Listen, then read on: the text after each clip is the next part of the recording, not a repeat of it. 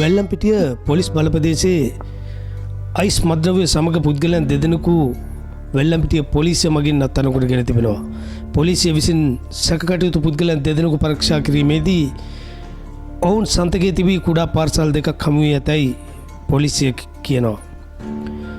එම පාර්සල් විවෘත කර බැලීමේදී කළු පැහැති බෑගයකින් සහ කාබන් කොලයකින් නොතා දුම්කලයකින් නොතන ලද ජංගම දුරකථන දෙකක්ද සිම්පතක්ද සහ අයිස් මද්‍රව්‍යද හමු වී ඇති අතර මේ පිළිබඳව ප්‍රශ්න කිරීමේදී වෙලිකඩ බන්ධනාගාරයේ සිටින තම පුතුට ලබා දීම සඳහා රැගෙන යාමට පුද්ගලයෙකුට ලබා දුන් බවටත් ප්‍රකාශ කර තිබෙනවා.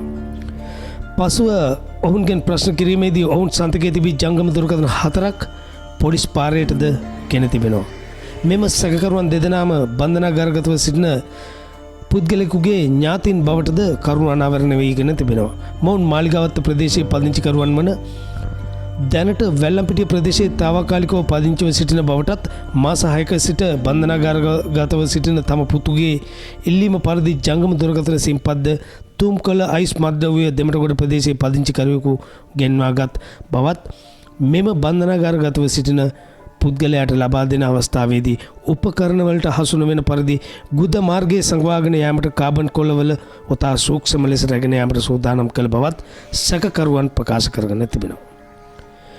මෙම සැකකරුවන් වැල්ලම්පිටිය පොලිසිය මගින් අද දින අලුත්කඩේ මහේස්ත්‍රාත් අධිකරණයට ඉදිරිපත් කිරීමට නියමිතයි. කෙසේ වෙතත් මේ සිද්ධිය සම්බන්ධයෙන් ඉදිරි විමර්ශන කටයුතු වැල්ලම්පිටිය පොලිසිය මගින් සිදු කරනු ලබනවා.